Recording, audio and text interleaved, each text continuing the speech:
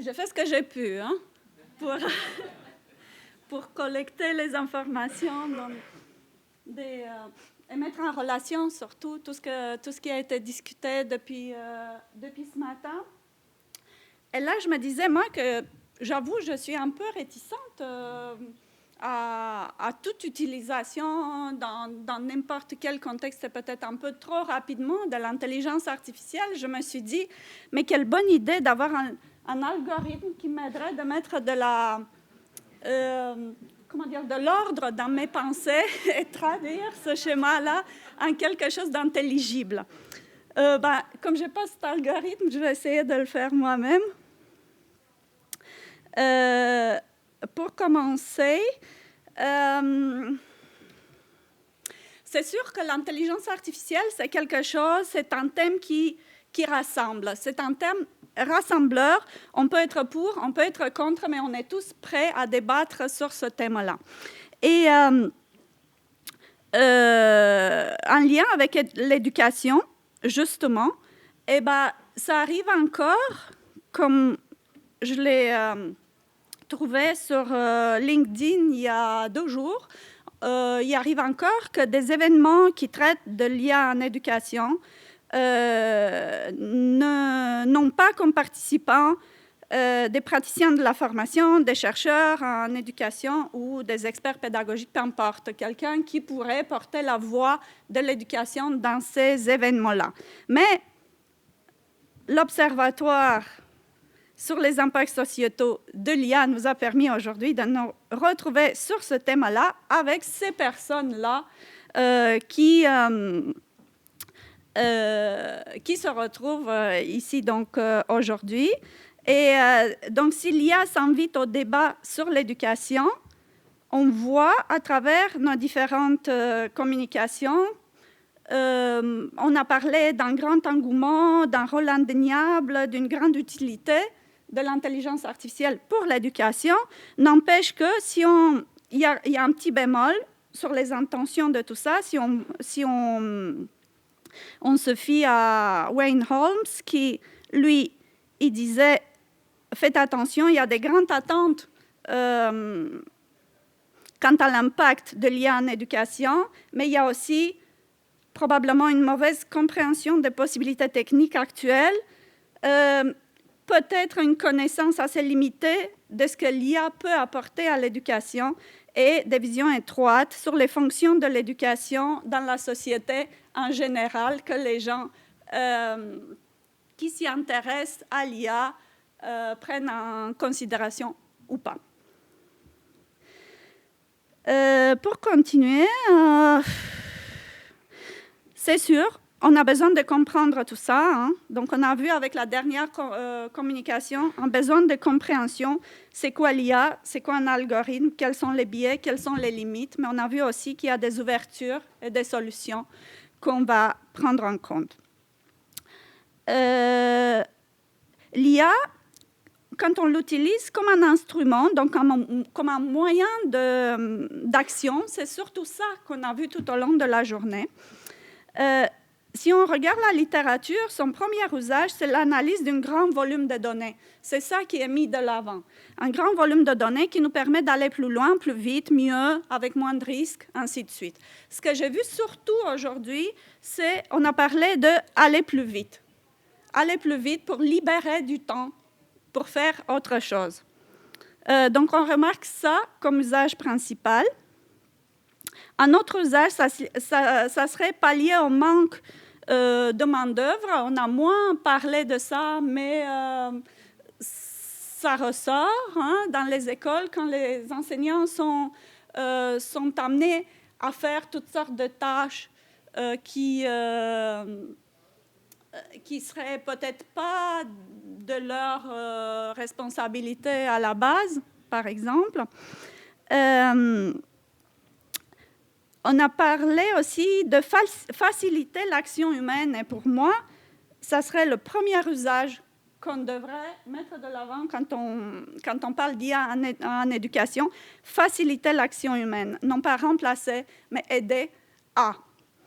Et en éducation, donc, aider quoi? Aider à l'enseignement, aider à l'apprentissage.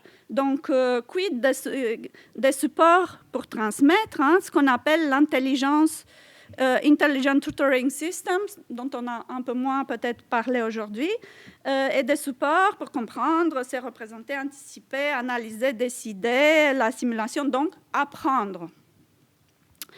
L'IA permet aussi la mobilité. On a vu la mobilité géographique avec l'une des premières interventions. Finalement, j'ai mon bureau à travers la simulation, j'ai mon bureau sur la plage. Donc, à ce moment-là, pourquoi finalement on peut se dire pourquoi aller en vacances? Parce que j'y suis déjà. Donc, je vais travailler plus, aller plus vite, en lien avec ce qu'on disait tantôt, aller plus vite, faire plus. Donc, finalement, voilà, faire plus, c'était ça. Dans le même esprit, il y a les cours à distance aussi, parce que la distance géographique nous permet de prendre des cours un peu partout, puis finalement, en prendre plus, parce qu'il n'y a plus le temps de déplacement.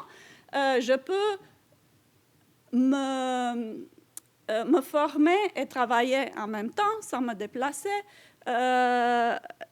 Donc, en faire plus, là encore aussi. Donc, qu'est-ce qu'il en est du repos dans cette histoire-là? C'est peut-être un point d'attention sur lequel on devrait quand même s'arrêter parce qu'on va toujours très vite, comme je fais moi en ce moment pour pouvoir tenir le temps qui m'est imparti.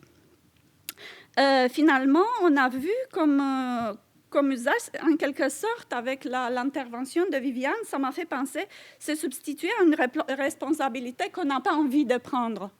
Et on va déléguer à la machine ou à l'algorithme cette responsabilité-là. C'est un point à prendre en compte. Maintenant, par rapport au thème du symposium, l'IA, est-ce que c'est une technologie capacitante ou paralysante? Finalement, je me dis peut-être pas une technologie, mais une pratique, parce qu'il y a la technologie, il y a les usages qui sont faits de cette technologie-là derrière. On l'a vu également à travers les interventions. Paralysante, pourquoi? Parce que finalement, en déléguant ou en s'appuyant sur des algorithmes, on risque quelque part une perte en compétence de quelque chose ou d'autre chose que ce qui est en ligne de compte, au fond. Capacitante, parce qu'elle permet de faire ce qu'on n'est pas capable de faire soi-même. Ce sont des notes, donc il pourrait y avoir des erreurs, puis des raccourcis aussi à l'écran. Donc, on va se laisser peut-être happer, voire même duper par des systèmes pour des promesses qui sont finalement, est-ce qu'elles sont aussi justifiées que ça? C'est une question qu'on peut se poser. Mais si on va pas à pas, on a vu finalement l'intelligence artificielle comme philosophie d'usage, comme philosophie d'utilisation en éducation. On a vu l'IA comme promesse. Est-ce que c'est une promesse tenue de toutes sortes de choses, de progrès, on va dire, finalement, de progrès. Et donc, la simulation, est-ce que finalement, on n'est pas à s'éloigner d'un modèle réel, en quelque sorte? Qu'est-ce qu'on en fait de la réalité? Comment on l'intègre dans nos réflexions, cette réalité-là, quand on est dans une réalité virtuelle? Et puis finalement, est-ce qu'en s'éloignant pas, on n'oublie pas quelque part l'appartenance à cette réalité?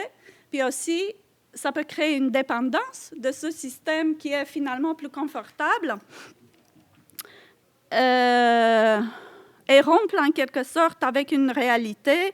Bon, j'ai noté plus de choses que ça, mais finalement, l'idée, ça serait plutôt, est-ce qu'on ne s'éloignerait pas en quelque sorte d'une implication dans notre propre environnement, sa défense, ainsi de suite. Il y a eu la question de l'environnement qui a été abordée ce matin. Technologie, du point de vue donc c'est une technologie immersive avec des défis pédagogiques.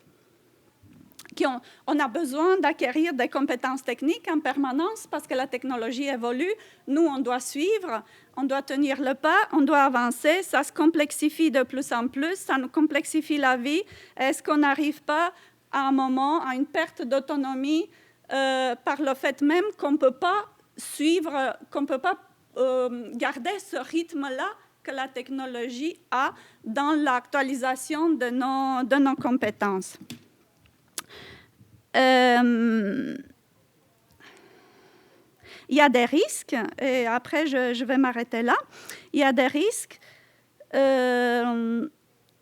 L'utilisation des algorithmes, est-ce qu'on pourrait parler d'un modèle adéquat? J'ai marqué modèle parfait, mais on sait qu'il n'est pas parfait, mais il est adéquat. Adéquat par rapport à quoi? Est-ce qu'on n'a pas toujours l'envie de rajouter des paramètres dans ce système-là, donc il ne serait jamais fini. L'interprétation des résultats, les interprétations sont en quelque sorte un peu généralisées. Donc sur la base, comment on tient compte des facteurs contextuels? On a vu, on ne peut pas prendre en compte certains paramètres parce que l'algorithme ne nous les permet pas. Pourtant, on voit que ça serait pertinent de le faire à ce moment-là. Soit il y a un biais, soit il y a l'intervention humaine qui intervient. Et justement, en parlant de l'intervention humaine, donc on a vu en quelque sorte, avec les dernières interventions, la collaboration homme-machine qui serait finalement le meilleur compromis de tout ça. On l'a vu avec le tableau de bord, on l'a vu que finalement, l'utilisation du kiosque, qui est par excellence une activité sociale, permet de parler finalement de l'intelligence artificielle, de technologie, ainsi de suite. Donc, un retour aux dimensions sociales. Puis, il y aurait la dimension éthique avec quatre aspects, 4 dimensions qu'on a vues aujourd'hui: technologique, commerciale, avec des promesses, pédagogique, juridique. Et j'aurai une proposition, je termine sur ça pour la prochaine fois. On a très peu parlé des usages purement pédagogiques de l'IA, donc pourquoi pas pour l'année prochaine la proposition sur cet aspect-là. Et merci.